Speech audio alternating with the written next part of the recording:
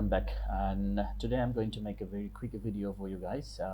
I've been getting a lot of questions how to install Facebook Pixel and track all the conversions that you are getting for a better ad result. So in this video, I'm going to show you a little quickly.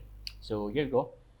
First, you need to go to your general settings, and under general setting in the site information, just scroll down and you will find something new called Facebook Pixel ID. So all you have to do is that enter your Facebook Pixel ID, and that's it. So once you add it and just hit save, and it's done. Now let me go ahead and show you how we can track it. I'm going to go and see how we can do the test.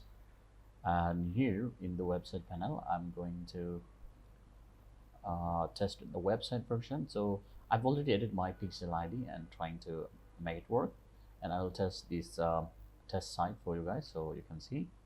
I will open this site and show you.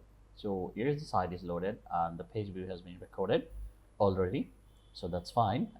Now I will go ahead and try to see what other events I have. So I have a lot of events here already propagated, and if I click on let's say enroll, so this button is already attached to an event, but most importantly, you see, so we have added a custom it's automatically logged, so we can ignore it, but we have added a custom event for purchase, which is that I will show you right at the right now.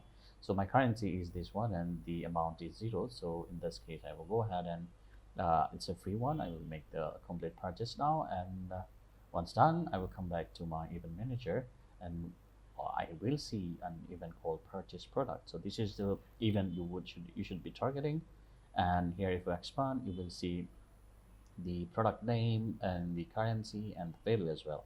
So this way you will be able to track your conversion easily, and it's all integrated, and all you have to do is that put your Pixel ID, and that's all. Thank you.